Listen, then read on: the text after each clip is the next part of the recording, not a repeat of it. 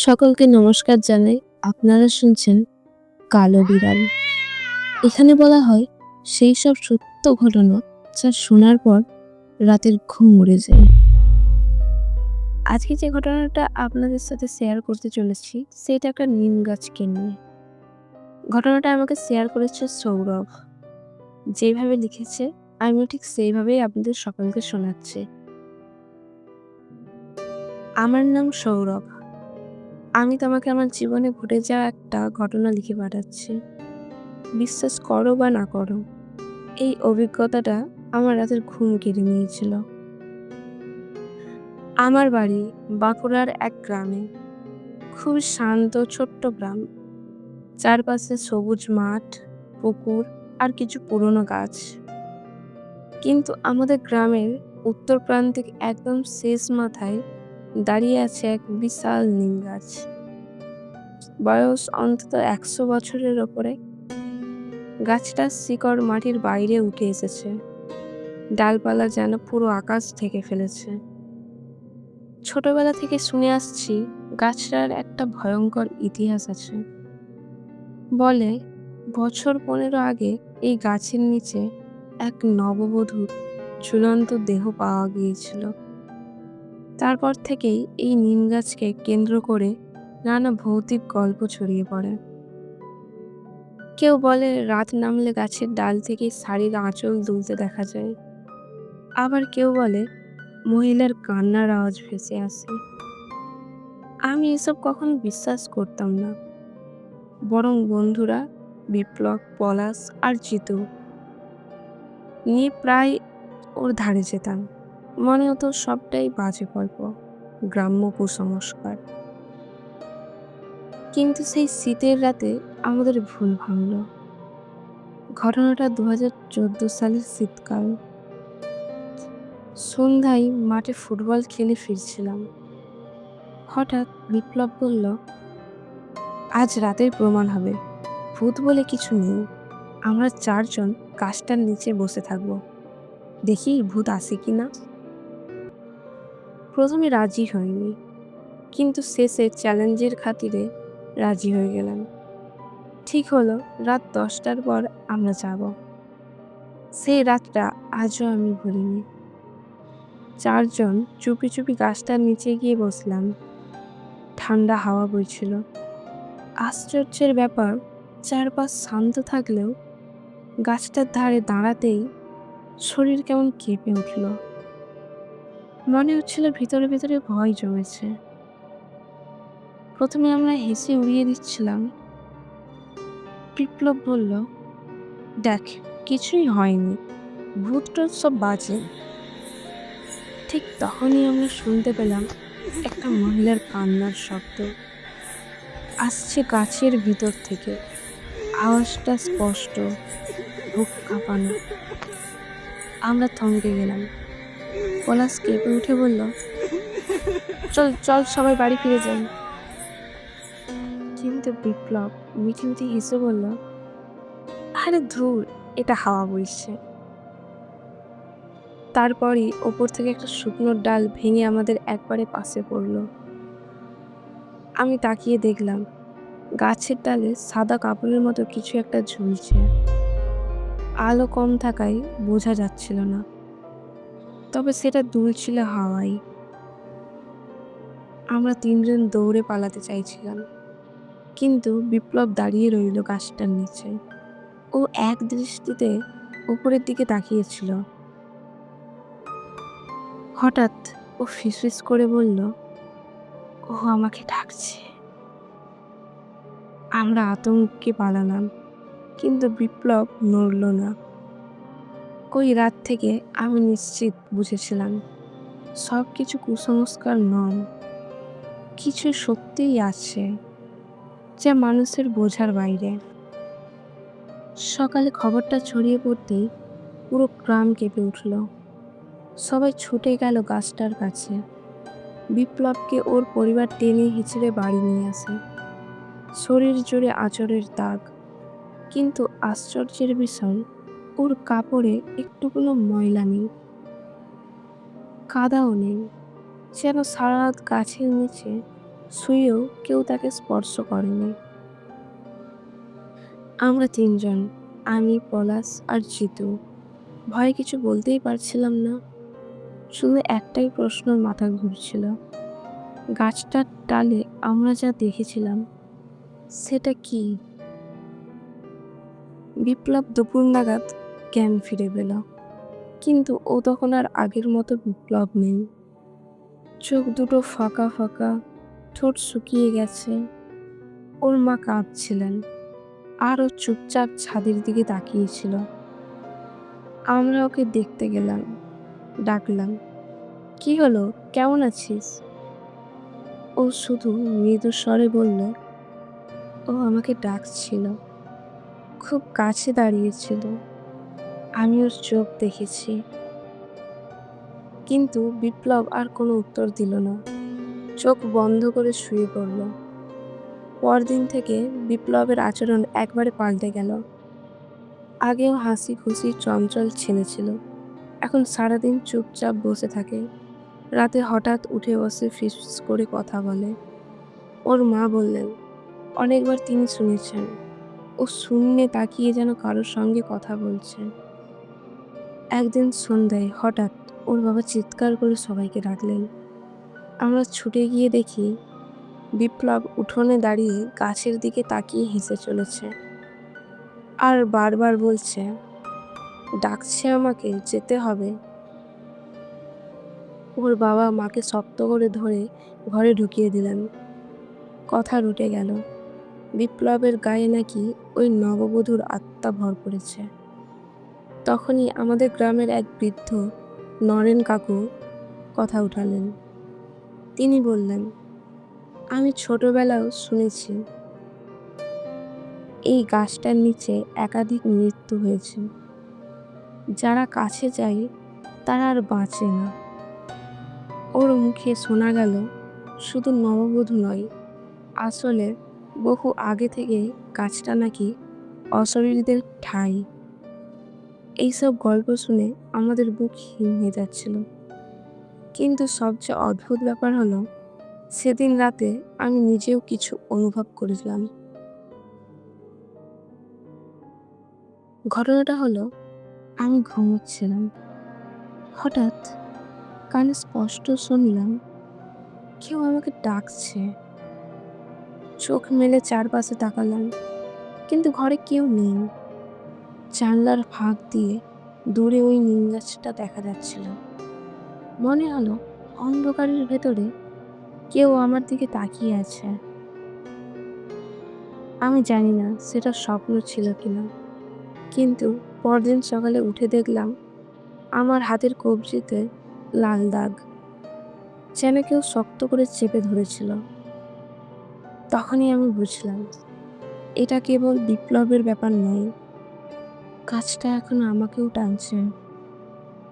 প্রথমে ভেবেছিলাম এটা কেবল ভয় বা কাকতাল, কিন্তু দিন যত এগোতে লাগলো আমি বুঝলাম ব্যাপারটা স্বাভাবিক নয়। আমার হাতের কবজিতে সেই লাল দাগ রাতারাতি মিলিয়ে গেল, কিন্তু তার বদলে আমি প্রতি রাতেই অদ্ভুত অভিজ্ঞতার মধ্যে পড়তে লাগলাম। মাঝরাতে ঘুম ভেঙে যেত, মনে হতো কেউ জানলার পাশে দাঁড়িয়ে আছে। কখনো আবার খটখট করে জানলা নড়তো, অথচ বাইরে বাতাস থাকতো না। সবচেয়ে ভয়ঙ্কর ব্যাপার হলো, আমি বারবার একই স্বপ্ন দেখতে শুরু করলাম। স্বপ্নে দেখি আমি ওই নিম গাছটার নিচে দাঁড়িয়ে আছি। হঠাৎ গাছ থেকে সাদা শাড়ি পরা এক মহিলা ধীরে ধীরে নামছে। মুখটা দেখা যাচ্ছে না, শুধু লম্বা চুলে ঢেকে থাকে, কিন্তু তার হাত দুটো বাড়ানো আমার দিকে, আর সেই কণ্ঠস্বর, সৌরভ, এসো, আমার সঙ্গে এসো। ঘুম ভেঙে গেল, বুক ধড়ফড় করতো, ঘামে ভিজে যেত শরীর। আমি কাউকে এসব বলতে সাহস পাইনি, কিন্তু একদিন পলাশ নিজেই এসে বলল, তুইও কি রাতে কোনো আওয়াজ শুনেছিস? আমাকে বারবার কেউ ডাকছে, আমি আর ঘুমোতে পারছি না। আমরা অবাক হয়ে গেলাম। মানে শুধু আমি বা বিপ্লব নয়, পলাশও একই অভিজ্ঞতার মধ্যে পড়েছে। এদিকে বিপ্লবের অবস্থা দিন দিন খারাপ হচ্ছিল। ও প্রায় খাওয়া দাওয়া বন্ধ করে দিয়েছে। মাঝরাতে ঘর থেকে বেরিয়ে এই গাছটার দিকে হাঁটতে যাই, তখন ওর বাবা শক্ত হাতে ধরে টেনে আনে। গ্রামের লোকজন ভয়ে ওদের বাড়ি এড়িয়ে চলতে শুরু করলো। এই অবস্থায় গ্রামের প্রবীণ লোকেরা একসঙ্গে বৈঠক ডাকলেন। সেখানে উঠে এলো এক পুরনো ইতিহাস। শোনা গেল এই নিম গাছটা শুধু এক নববধূর মৃত্যুর সাক্ষী নয়, আসলে বহু বছর আগে এই জায়গাটাই ছিল শ্মশান। সেই সময় মৃতদেহ দাহ করার পর ছাই হাড়গোড় এই গাছটার তলায় ফেলে দেওয়া হতো। ধীরে ধীরে গাছটার গায়ে নাকি অশরীররা ভর করে নেয়। নরেন কাকু, যিনি সবচেয়ে বয়স্ক, বললেন, আমার ঠাকুরদা বলতেন এই গাছের তলায় অনেক রাতের আত্মা আশ্রয় নিয়েছে। যারাই কাছে যায় তারা ওই আত্মাদের টান থেকে বাঁচতে পারে না। আমরা স্তব্ধ হয়ে গেলাম। তবে সবচেয়ে অদ্ভুত ঘটনা ঘটল সেই বৈঠকের রাতেই। আমি ঘরে শুয়েছিলাম। হঠাৎ জানলার বাইরে কেমন এক শব্দ শুনলাম, যেন কেউ পায়ের নপুর পরে ধীরে ধীরে হাঁটছে। বুক ধড়ফড় করে উঠল। সাহস করে জানলার ফাঁক দিয়ে উকি দিলাম। আজও সেই দৃশ্য চোখে লেগে আছে।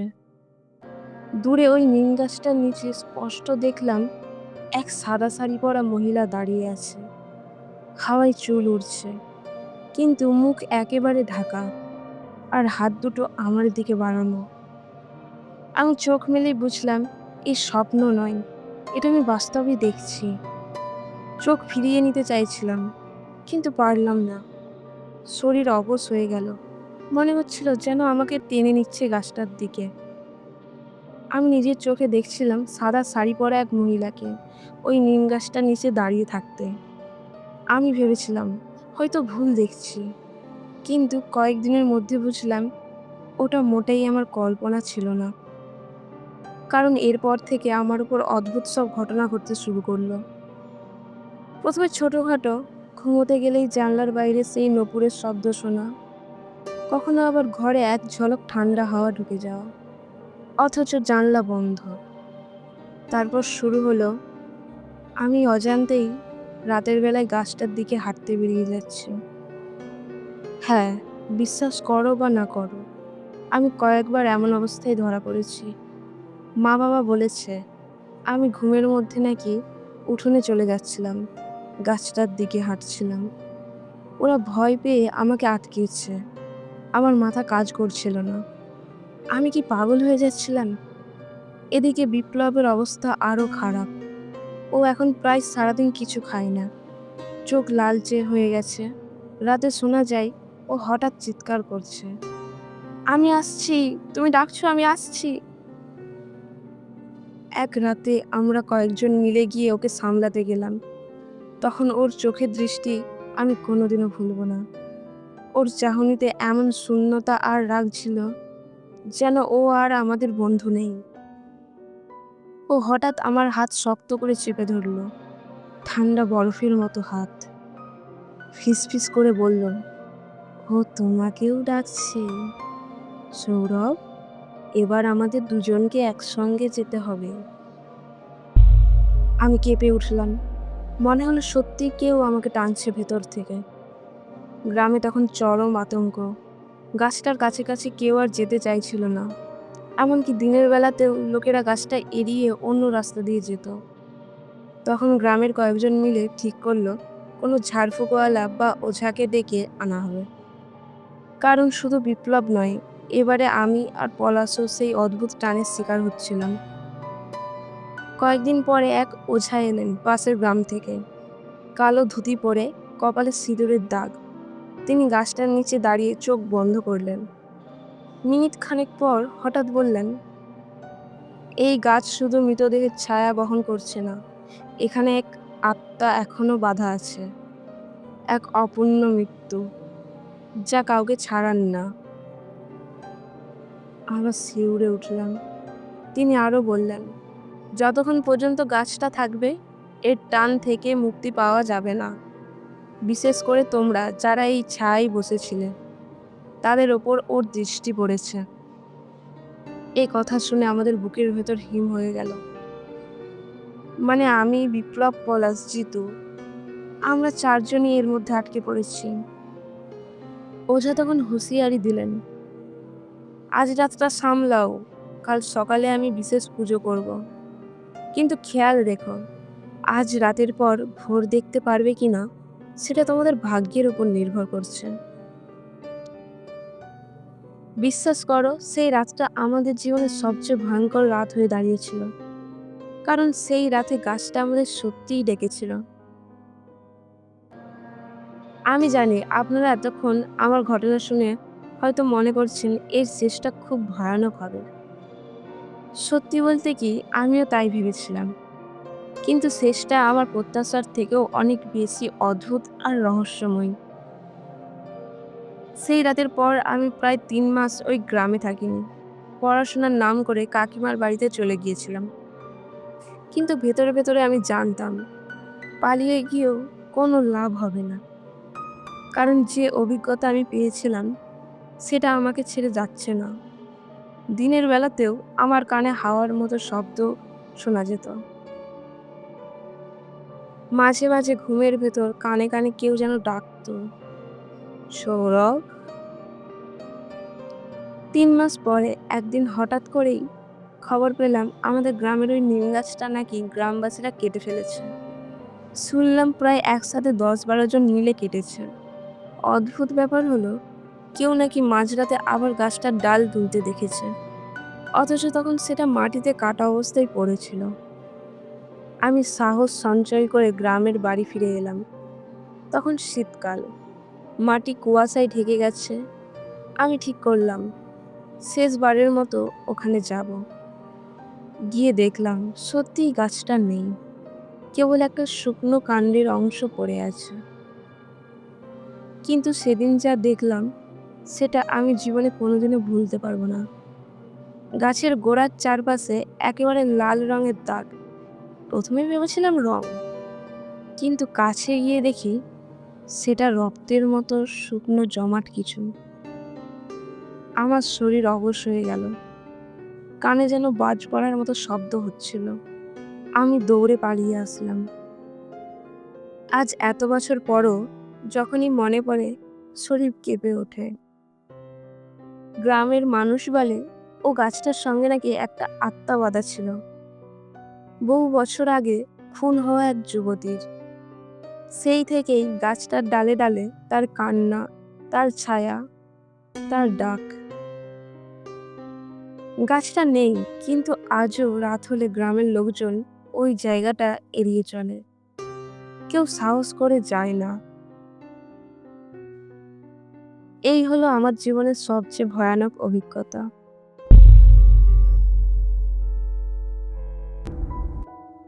আমি রুহি, শুনছিলেন কালো বিড়াল। আমার সঙ্গে রয়েছে রাহুল। কেমন লাগলো আজকের ঘটনাটা? ঘটনাটা যদি ভালো লাগে একটা লাইক করবেন, কমেন্টে জানাবেন কেমন লাগলো আজকের ঘটনা। প্রতি রবিবার ঘটনা শুনতে চাইলে চ্যানেলটি সাবস্ক্রাইব করে রাখুন। আপনার সাথে যদি এরকম কোনো ভৌতিক ঘটনা ঘটে থাকে বা আপনার কোনো শোনা ঘটনা আমাদের সাথে শেয়ার করতে চাইলে সমস্ত ধরনের লিঙ্ক পেয়ে যাবেন আমাদের ভিডিও ডেসক্রিপশানে। ওখান থেকে আমাদের দিকে ঘটনা পাঠানো খুবই সহজ। সকলে ভালো থাকবেন, সুস্থ থাকবেন। ধন্যবাদ।